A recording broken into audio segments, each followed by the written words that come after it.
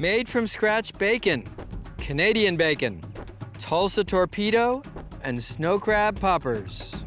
We're rocking the smoker at the scenic J.W. Marriott Star Pass Resort in Tucson, Arizona. I'm Stephen Raichlen, and this is Project Smoke.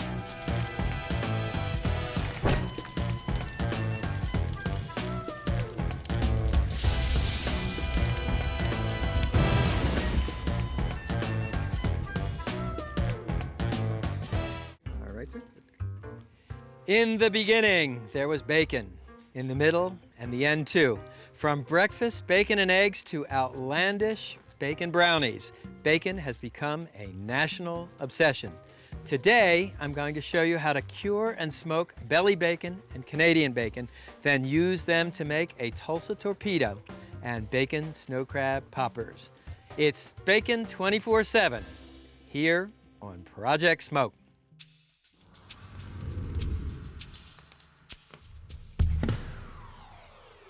When it comes to cool factor, not to mention bragging rights, nothing beats home-smoked bacon.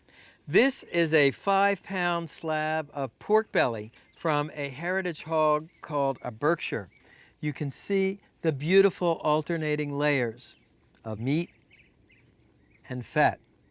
Heritage animals are old-timey breeds that were developed for their flavor, not their meat yield or fast maturing. When you buy your pork belly, ask the butcher to remove the skin for you. The next step is to make the cure. The cure starts with kosher salt, freshly ground black pepper, brown sugar, and pink salt, sometimes known as Prague powder, a curing salt that contains sodium nitrate.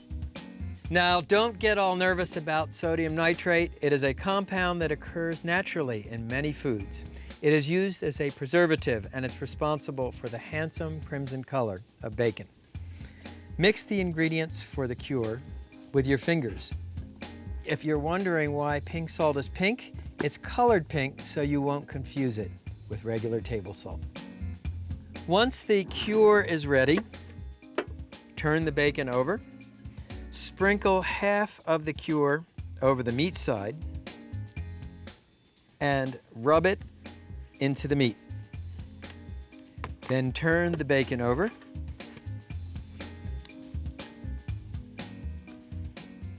Bacon was originally salt cured to preserve it in an age without refrigeration. And don't forget to put cure on the sides. Once the pork belly is completely coated with the cure, place it in a heavy-duty resealable plastic bag.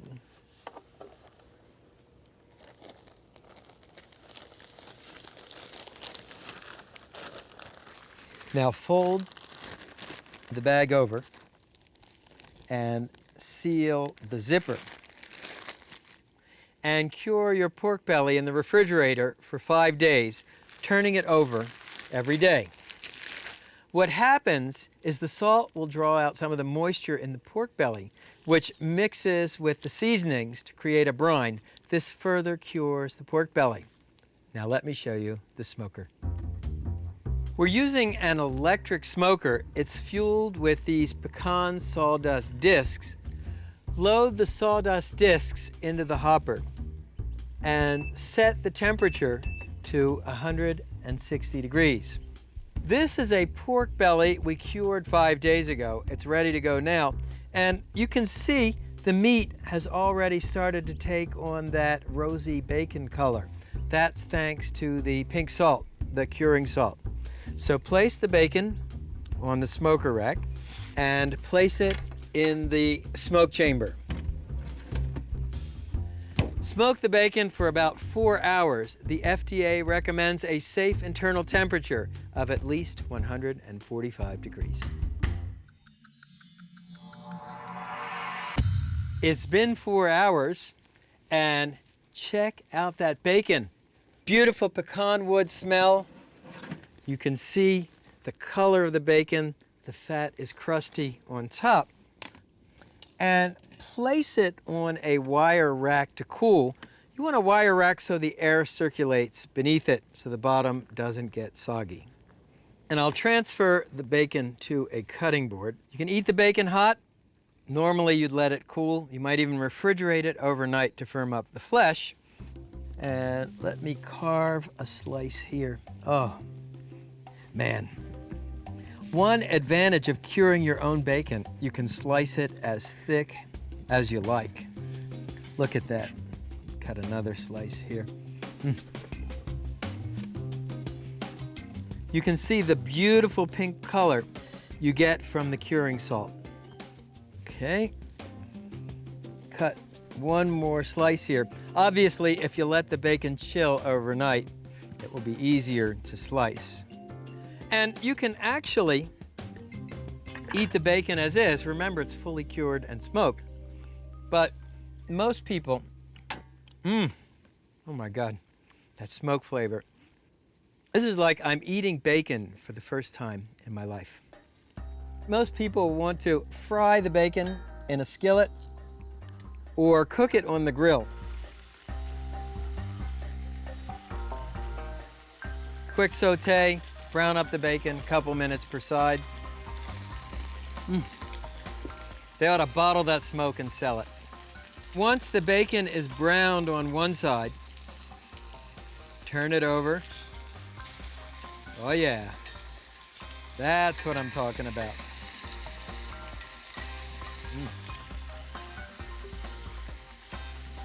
Okay, transfer the bacon to a plate or platter. So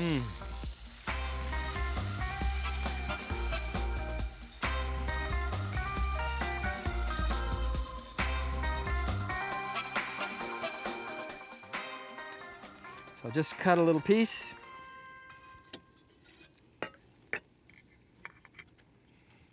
Oh man, this is everything you dream about in bacon. It's a little sweet, a little salty, nice smoke flavor, but above all, you taste the pork. Up next, Canadian bacon you cure and smoke yourself. You gotta take that out and clean it, leave it open. What are we doing? We're prepping for the next Canadian bacon recipe. We're preparing charcoal for that. It'll be mixed with hickory. What's your title here? I'm the international smoke and fire wrangler on the set. Bacon is hardly what you'd call a health food, but Canadian bacon is made with lean pork loin instead of fatty belly, so it's dramatically lower in fat. Unlike the previous bacon, we'll cure the pork loin in an aromatic brine.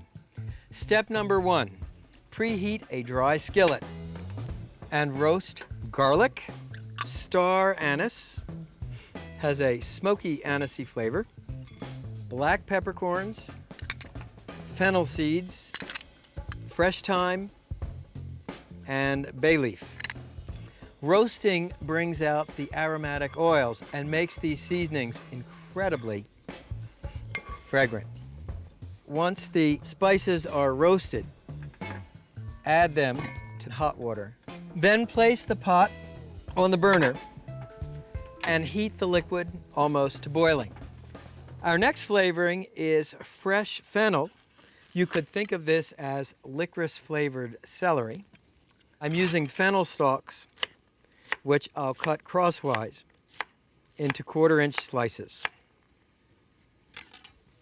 So gather up your sliced fennel stalks and add them to the brine. You can see we're kind of playing a licorice thing here with the fresh fennel, the dried fennel seeds, and the star anise. Now, whisk in kosher salt, granulated sugar, and pink curing salt, and whisk until these ingredients are dissolved. Then add the ice water. This will cool the brine to room temperature, at which point it's safe to pour over the meat. This is a 3-pound pork loin. You can see it's dramatically leaner than a pork belly. To speed up the brining process, use an injector. Plunge it into the brine, pull the plunger back to load the injector, then insert the injector needle into the center of the pork loin and inject the pork loin with brine. That way your pork loin will brine from the outside in and the inside out. Now pour the remaining brine over the pork loin.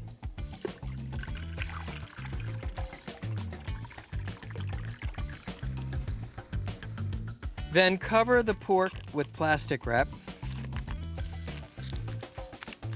and brine it in the refrigerator for 5 days, turning the pork twice a day so it brines evenly. So here's a pork loin we brined 5 days earlier. And what you do is take the pork loin out, drain it well, and place it on a wire rack to dry. You want the surface to feel tacky so the smoke adheres to it, neither too wet nor too dry. Let me show you the smoker. So I'm using a ceramic cooker, also known as a Kamado style cooker, to smoke the Canadian bacon. I filled the firebox with charcoal and I added a couple lumps of apple wood to generate wood smoke. There is a heat diffuser, also known as a convector plate, over the coals under the grate. This diffuses the heat. To maintain a consistent temperature in the cook chamber, I'm using a digital temperature controller. There is a fan here that controls the airflow and a digital controller here. You clip the thermocouple to one of the grill grates and that measures the temperature in the cook chamber. Place the Canadian bacon on the grate over the heat diffuser, and to monitor the internal temperature of the Canadian bacon, insert the meat probe deep into the pork loin. Now, close the cooker. You're working at 225 degrees, approximate cooking time, 4.5 to 5 hours. You'll cook to an internal temperature of 160 degrees. I hear the alarm beeping, so let's check the Canadian bacon. I'll just shut off the alarm. Look at that. So take out the heat probe.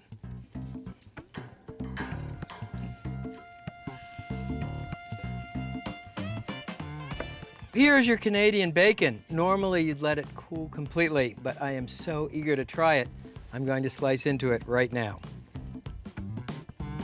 Beautiful crust on the outside. And you can see this nice sort of crimson pink color thanks to the curing salt. And it's perfectly cooked. Look how juicy it is.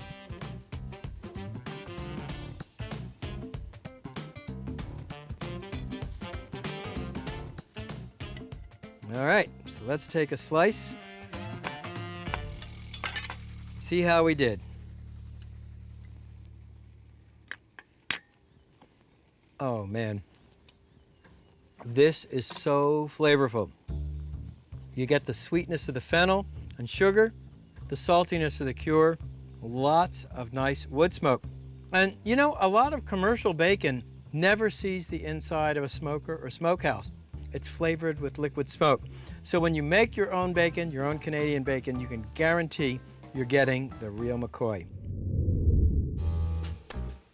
Poppers have been a fixture on the barbecue circuit for years. Traditionally, they are made by stuffing jalapeno chilies with either cream cheese or pepper jack cheese, wrapping them in bacon, smoking them. I had the idea to stuff half jalapenos with cream cheese and snow crab, a delicate cousin of the king crab.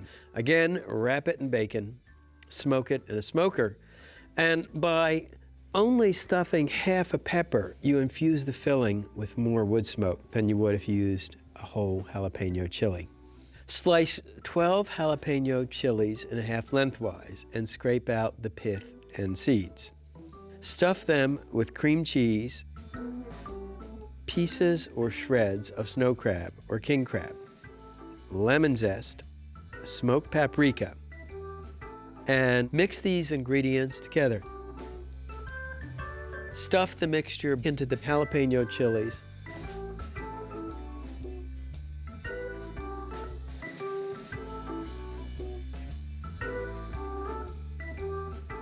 Next, wrap each pepper half crosswise with bacon.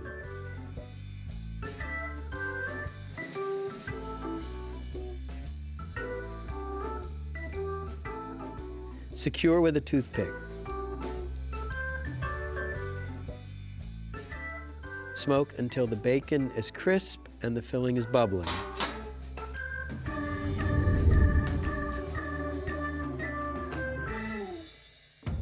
What do we got going on in there now?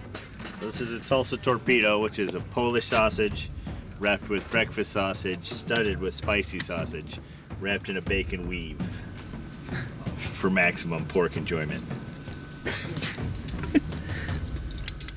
In the annals of American barbecue, there are a lot of outrageous dishes, but none can rival what I call the Tulsa Torpedo. It consists of a bacon weave wrapped around a log of pork sausage, stuffed with kielbasa, hot links, and pepper jack cheese. It's a cardiologist's nightmare, not to mention completely and outrageously delicious. Sometimes less is more. Sometimes more is more. It's hard to imagine a more unrepentantly rich dish than the fatty served at Burnco Barbecue in Tulsa, Oklahoma. Here's the Project Smoke version, and it starts with a bacon weave. Lay out 8 strips of bacon parallel, one next to the other. Now fold every other strip in half through the middle. Lay a 9th strip of bacon perpendicular to the other strips. Then refold the folded bacon over this strip. Lift up now with the other strips. It's easier to see than to describe. And fold down. Now do the same from the other side. So 1,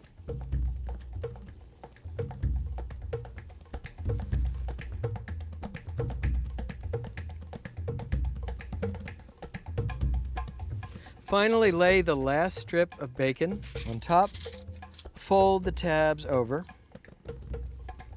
and here's your bacon weave. Now the next step, take about 2 pounds of pork breakfast sausage. We were lucky enough to get Mangalitsa pork. That is a heritage breed raised for its flavor instead of its meat yield. And turn this onto a second sheet of aluminum foil. Remove the pan and the plastic wrap and pat the pork into a rectangle roughly the size of your bacon weave. Next, add a layer of thinly sliced pepper jack cheese. I told you this was excessive.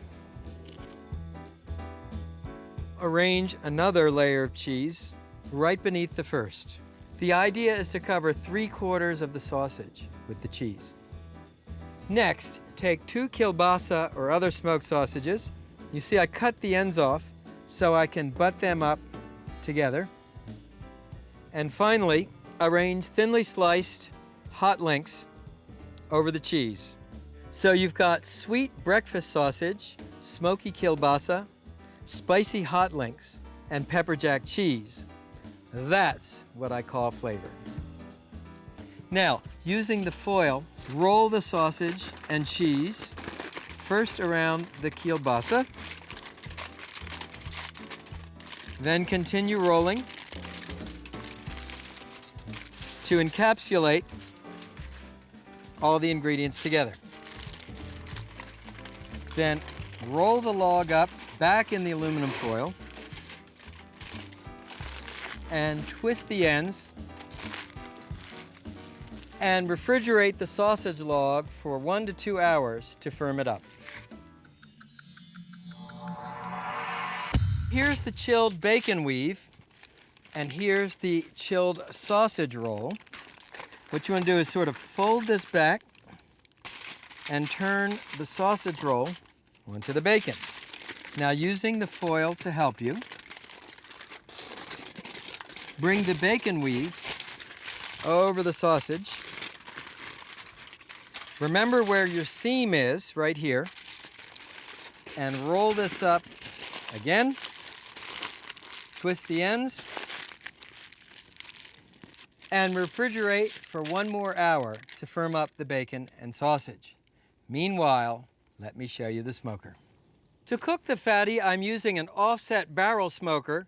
These originated in the oil fields of Oklahoma and Texas. This is actually made with 20-inch oil pipe. So I've lit a hot bed of charcoal in the firebox, and to generate smoke flavor, I'll add 3 or 4 hickory chunks. So here's the chilled fatty, and you just want to unroll it and find the seam. When you put it on the smoker, you're going to let it fall seam side down. Just fold this down and place the fatty in the smoker. Looks amazing, doesn't it? That plaid makes me think of the Burberry of barbecue. Close the smoker lid. Cooking temperature, 275. Cooking time, about 2.5 to 3 hours. Okay, the Tulsa Torpedo should be ready. And wow, look at that. Bacon beautifully browned. I love the way the cheese is just oozing out a little bit. Looks done, but let's check for doneness with an instant read meat thermometer. Insert the probe deep into the center. We're looking for 165 degrees. Bingo! Nailed it. So then carefully ease the torpedo onto a baking sheet and transfer to a cutting board. And then using a serrated knife, cut it crosswise and check it out. How cool is that? This looks so luscious. The cheese is oozing. The kielbasa is surrounded by the hot links. Nice smoke ring.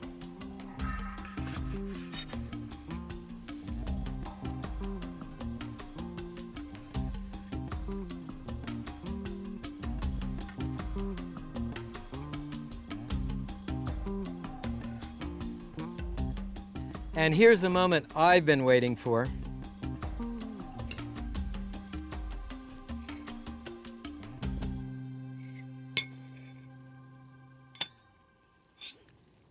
This is outrageous. You get the heat from the pepper jack cheese and the hot link sausage, garlic flavor from the kielbasa. Of course, the whole thing bound together with the smoke flavor of the bacon and the hickory smoke. It's just out of this world. So now you know the secret of curing and smoking your own bacon. Bacon crab poppers and Tulsa Torpedo. Send us photos of your smoke masterpieces. See you next time. Show that this takes courage, tempered with mercy. That's how we get it done. I'm Stephen Raichlen, and this is Project Smoke. Did you want me to stop?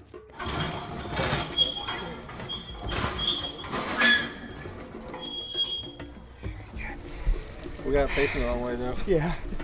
You know what? I'll throw the girl in too. Looks like a smiley face.